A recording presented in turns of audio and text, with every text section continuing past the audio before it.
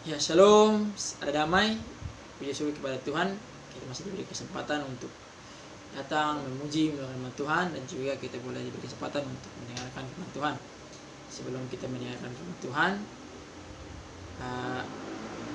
saya akan memperkenalkan diri saya. Ya, perkenalkan, nama saya Petra Nuhitu. Saya mahasiswa di Sekolah Tinggi Teologi Jafrai. Saya angkatan 2018 dan saya mengambil jurusan pendidikan agama Kristen. Ya, sebelum kita mulai mendengarkan firman Tuhan, mari kita berdoa. Bapa kami di surga, kami bersyukur bahwa masih ada kesempatan bagi kami pada pagi hari ini untuk mendengarkan, memuji, memuliakan nama Tuhan. Pada jam ini kami akan mendengarkan firman-Mu Tuhan. Mari Kau tolong kami, biarlah firman-Mu ini, yang firman yang boleh hamba sampaikan ini boleh tertanam di hati saudara-saudara hamba-Mu. Biarlah mereka boleh terus melakukannya Tuhan dalam kehidupan kami sehari-hari Bapa. Yang Kau berkati jam pemberitaan Tuhan ini Tuhan, segala kuasa yang ingin merusaknya Tuhan, kami singkirkan hanya dalam Yesus Tuhan. Kami serahkan jam pemberitaan firman Tuhan ini ke dalam tangan-Mu Tuhan. Dalam nama Yesus kami berdoa, amin. Ya, ada sebuah pepatah menyatakan bahwa ada sebuah kutipan dari John Wooden dalam bukunya, yaitu They Call Me Coach. Bunyinya seperti ini: seorang yang budiman adalah seorang yang lebih mengutamakan hak-hak orang lain daripada perasaannya sendiri, dan lebih mengutamakan perasaan orang lain daripada hak-haknya sendiri. Anda harus lebih memperhatikan sikap atau karakter Anda ketimbang reputasi Anda. Karena sifat atau karakter Anda adalah diri Anda sebenarnya, reputasi Anda hanya pendapat dari orang lain tentang Anda. Nah, menjadi hamba Tuhan merupakan panggilan yang mulia yang datangnya dari Tuhan. Panggilan sebagai hamba Tuhan adalah tidak sama seperti panggilan atau pekerjaan profesi yang di luar sana. Seorang hamba Tuhan harus memberitakan firman Tuhan tanpa rasa takut. Nah, apapun yang Tuhan perintahkan harus disampaikan atau diberitakan kepada jemaat. Karena itu adalah tugas dari seorang hamba Tuhan untuk menyampaikan firman Tuhan. Ya, Tuhan memang mengutus hambanya, tetapi siapa yang memanggil? Jawabannya adalah Tuhan sendiri, tetapi melalui jemaat. Kenapa? Karena jemaat adalah tubuhnya dan jemaat membutuhkan pelayan. Oleh sebab itu, betapa perlunya sifat atau karakter sebagai seorang hamba Tuhan, karena hamba Tuhan adalah pemimpin bagi jemaat. Kita bisa bayangkan jika sifat hamba Tuhan tersebut tidak baik atau buruk, maka bisa saja jemaat itu akan hancur, terpecah belah, dan bahkan yang lebih ironisnya lagi adalah jemaat tersebut akan hilang. Nah, apa yang dibutuhkan oleh seorang hamba Tuhan supaya memenuhi panggilannya dalam melayani jemaat? Kita akan membaca dalam firman Tuhan di dalam Filipi 2 ayat 19 sampai 30. Dari firman Tuhan yang kita baca ini kiranya dapat membantu kita untuk melihat sifat-sifat seorang hamba Tuhan. Saya ulangi lagi, dalam Filipi 2 ayat 19 sampai 30.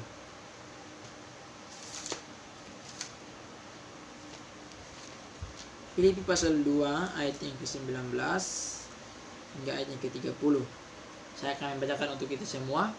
Firman Tuhan berkata, Timotius dan Epafroditus, tetapi dalam Tuhan Yesus, kuharap segera mengirim Timotius kepadamu, supaya tenang juga hatiku oleh kabar tentang hal ihwalmu.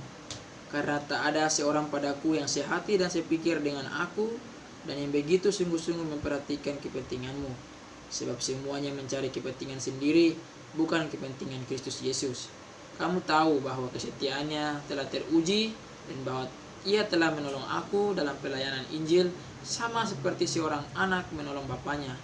Dia yang kuharap untuk kukirimkan dengan segera. Sesudah jelas bagiku bagaimana jalannya perkaraku. Tetapi dalam Tuhan aku percaya bahwa aku sendiri pun akan segera datang.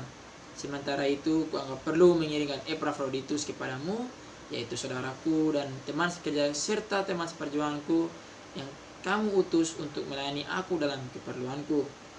Karena ia sangat rindu kepada kamu sekalian dan susah juga hatinya, sebab kamu mendengar bahwa ia sakit.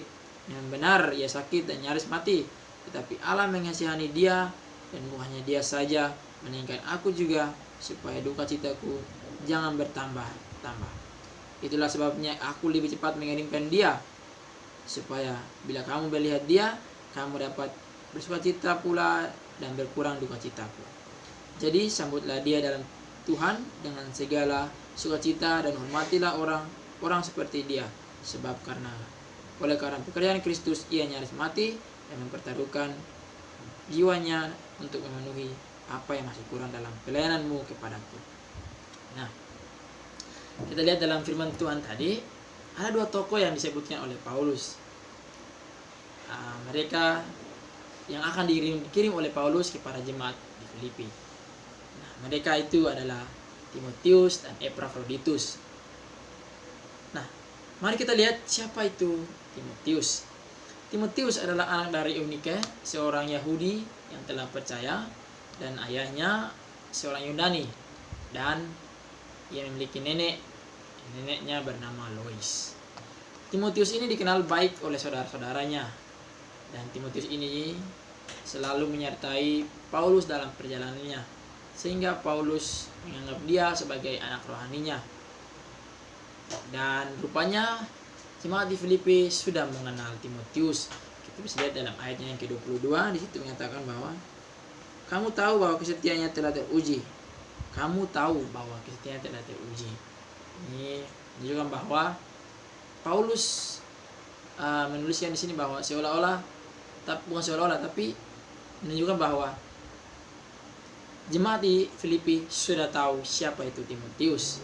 Nah, lalu kenapa ia mengirim Timotius?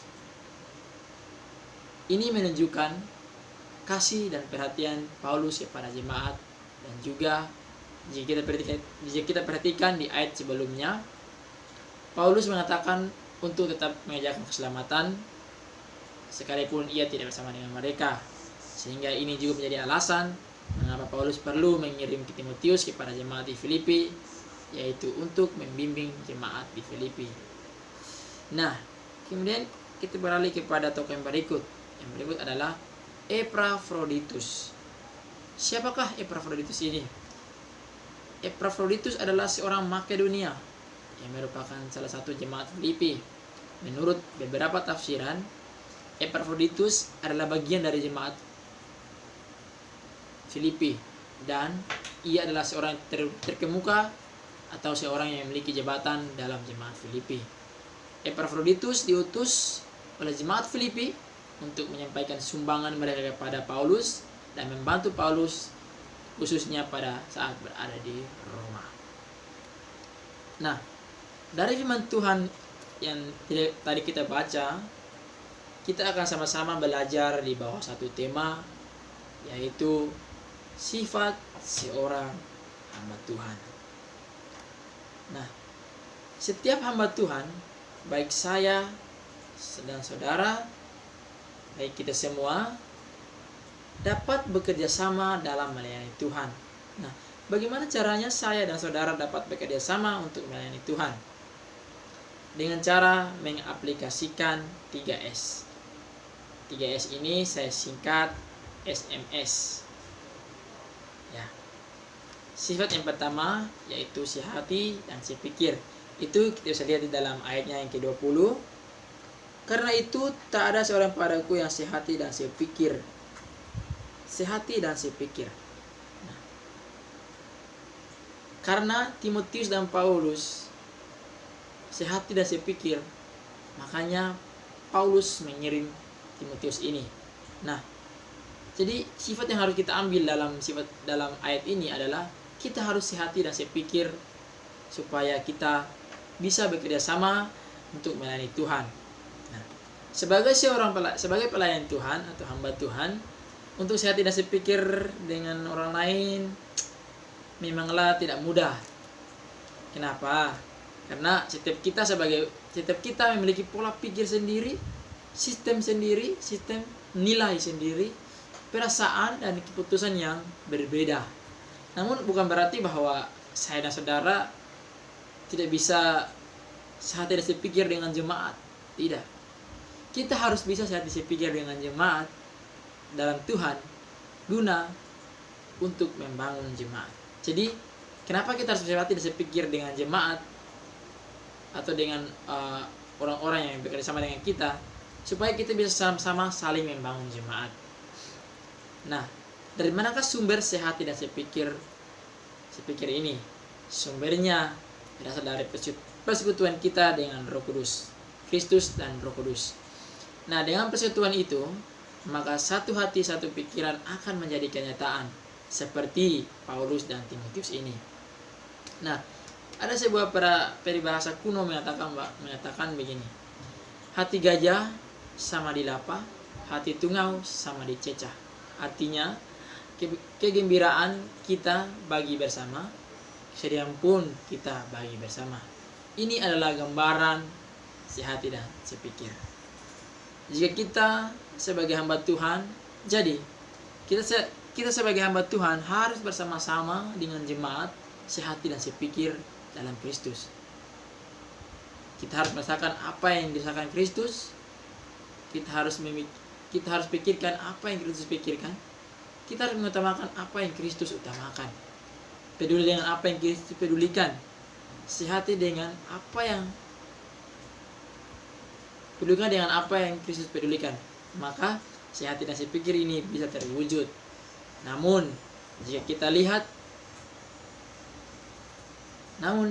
kita hanya mengikuti kata hati kita ataupun pikiran kita sendiri, maka kesehatian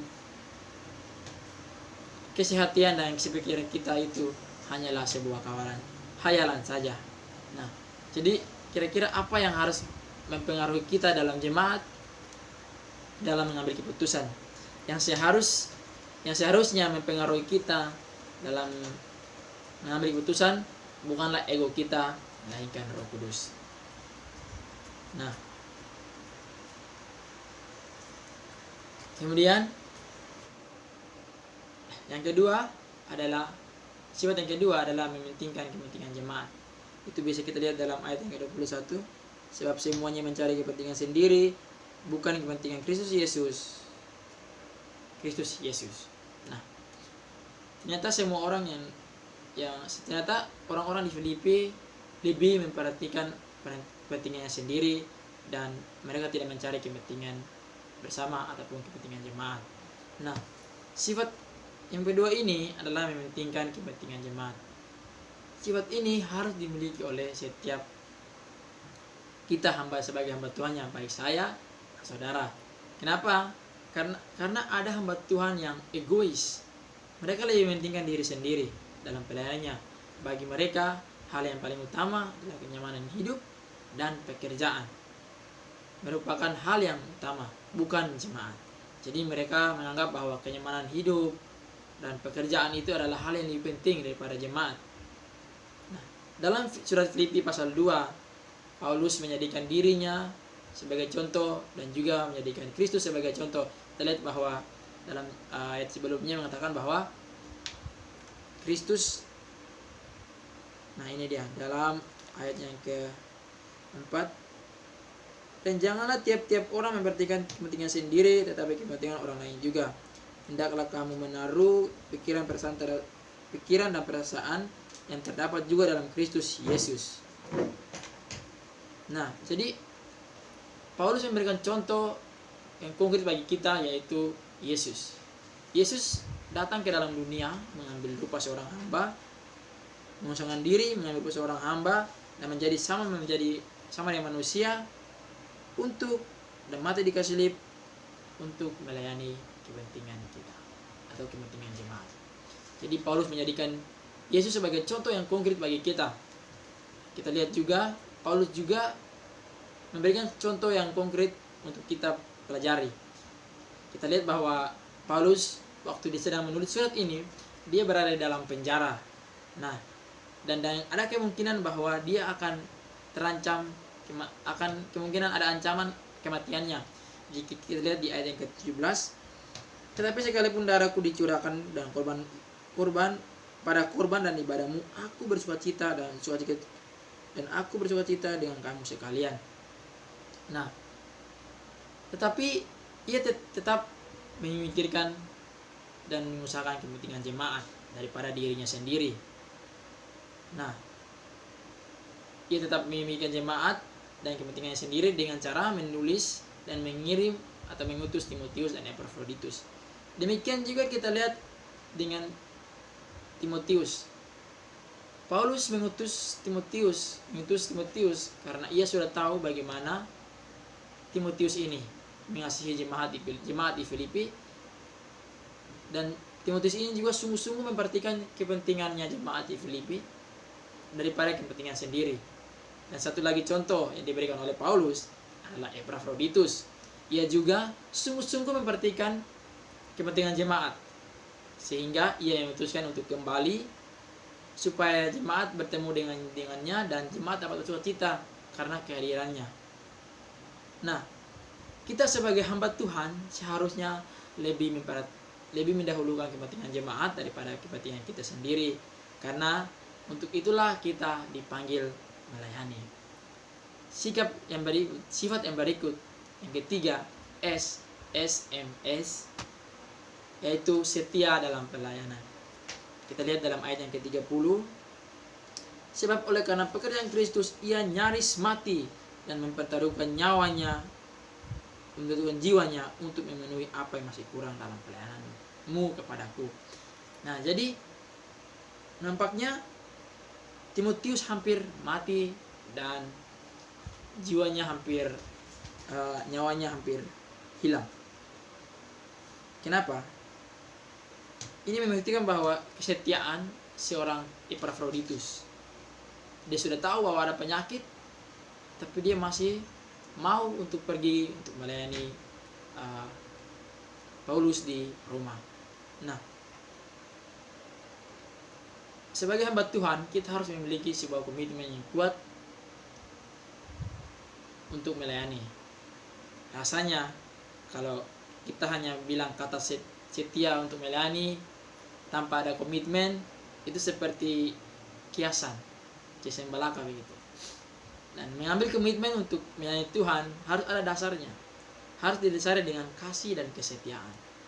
Nah, jika kita mengasihi Tuhan dengan sungguh-sungguh, apapun pelayanannya, baik di dalam dan jemaat yang baik, jemaat yang besar, jemaat yang kecil, kita akan tetap setia melayani Dia. Yang terpenting adalah kasih kita kepada Tuhan yang harus mendasari semua pelayanan kita. Nah, ada beberapa orang ataupun teladan bagi kita yang melayani Tuhan sampai akhir hayatnya. Mungkin orang-orang ini tidak asing lagi bagi kita. Mereka ialah Pak Peniel, Pak Parel, dan Pak Aska. Mereka adalah suatu contoh yang mutlak, yang konkret bagi kita, bagaimana kita semua melayani Tuhan. Untuk mereka adalah sebuah contoh atau teladan bagi kita dalam melayani Tuhan. Untuk itu, marilah kita terus melayani Tuhan, apapun yang tugas atau tanggung jawab kita, karena semua pelayanan mempunyai kedudukan yang sama di mata Tuhan. Yang terpenting adalah setia dalam panggilan dan tugas pelayanan. Marilah kita melakukan tugas yang Tuhan berikan kepada kita, apapun itu, dengan penuh kesetiaan kepada Tuhan. Nah, dan juga menjadi implikasi bagi jemaat ataupun menjadi suatu bahasan untuk kita, yaitu pada ayatnya yang ke-29. Lalu apa jadi sambutlah dia dalam Tuhan dan dengan segala sukacita, dan hormatilah orang-orang seperti dia.